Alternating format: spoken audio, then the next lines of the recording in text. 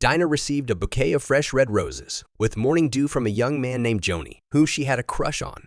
Joni was a handsome young man who came from a village across the river. He had sharp eyes and a sweet smile. He always made Dinah's heart race every time they met. "Thank you so much, Joni. This is beautiful," Dinah said with a shy smile.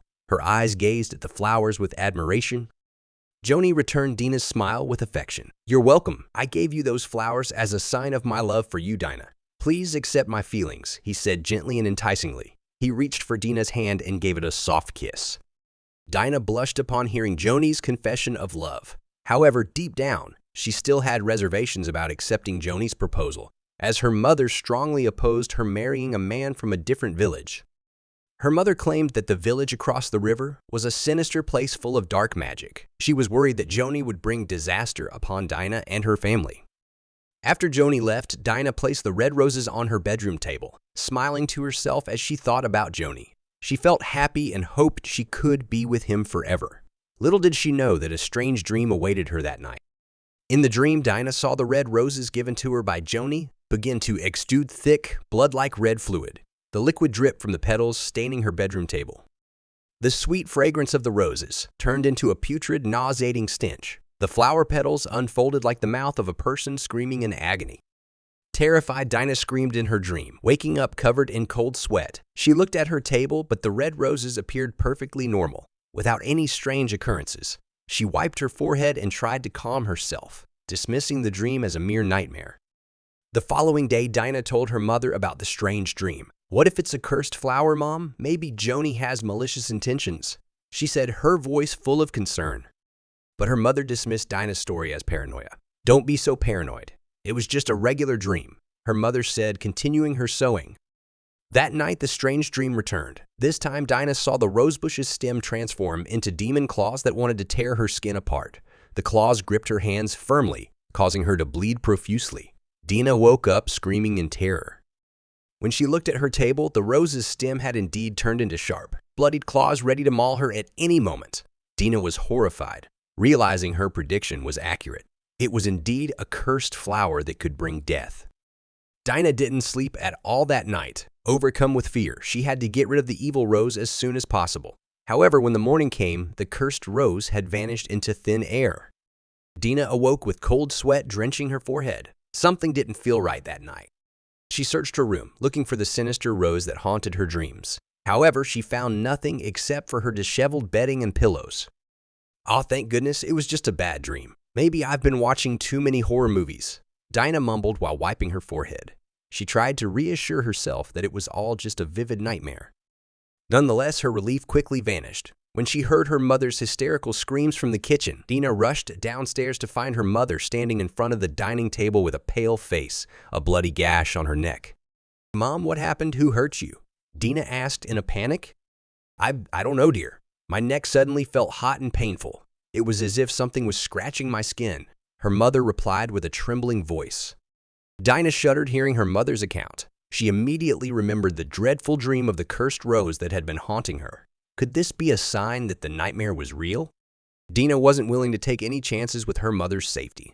She made the decision to seek help from a renowned village shaman who was known for his extraordinary abilities. She hurried to the home of Mbashuro, an elderly shaman living at the village's edge. Breathing heavily, Dina knocked on the door of Mbashuro's house. After a short while, the door opened, revealing Mbashuro's wrinkled face full of creases. "What is it, my child? Why are you here so early?" Mbashuro asked, puzzled. "Mba, please help me. I have a serious issue with a cursed rose," Dina exclaimed without any preamble. "A cursed rose? What do you mean, dear?" Mbashuro appeared confused. Dina proceeded to tell Mbashuro about the eerie dreams that had been plaguing her. She also showed him the neck wound on her mother, which she had taken a photo of with her phone. Upon hearing Dina's story, Mbashuro furrowed his brow. There was something peculiar about her dreams. "This is no ordinary matter, my child. It's a curse from a cursed rose. It seeks to pair you with death," Mbashuro said gravely. "A curse? A pairing? Death? What do you mean, MBA?" Dina asked in trepidation.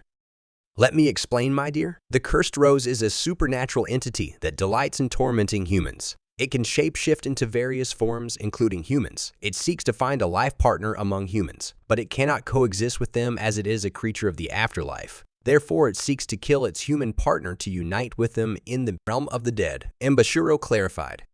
Terrifying. So, how can I break free from this curse? Dina asked, fear gripping her. There is one way, my dear, but you must be brave and ready to face danger. Tonight, you must go to Sidomukti Cave. There, you will encounter the cursed rose in human form. You must defeat it in a duel. Only then will you be liberated from its curse, Embashiro instructed. Sidomukti Cave. But that place is known for being haunted and perilous. Imba, is there no other way? Dina hesitated. There is no other way, my child. This is the only option. If you choose not to go, then you will die, and the cursed rose will take you to the afterlife. The choice is yours, Embashiro declared. Dina's heart raced as she approached Sidomukti Cave in the middle of the night. She followed Embashiro's instructions, knowing that she would encounter the cursed rose waiting for her at the cave's end. She hoped this was the last way to free herself from the horrifying nightmares that had haunted her for so long. Holding her torch tightly, Dina entered the dark and cold cave. She felt as though unseen eyes were watching her from the shadows. She heard eerie sounds that sent shivers down her spine. She saw a spring emerging from scattered rocks lining the cave tunnel. Dina continued to walk without faltering, even though she didn't know what awaited her at the cave's end. Suddenly, she spotted a glowing red light in the distance. Something about the light felt odd. She approached it cautiously, preparing herself for anything that might happen. When she reached the source of the light, Dina was taken aback. Before her eyes was a beautiful woman with long, shining black hair sitting in the middle of a field of vibrant red roses. The woman's appearance closely resembled the sinister rose woman from her recurring nightmares. Welcome, my love, the woman greeted her with a mesmerizing voice. I've been waiting for you for so long. Finally, you've come to be mine. Dina felt terrified by the woman's words. She realized that this woman was the cursed rose that intended to pair her with death. She was determined not to succumb to the curse. Who are you? What do you want from me? Dina asked, her voice trembling.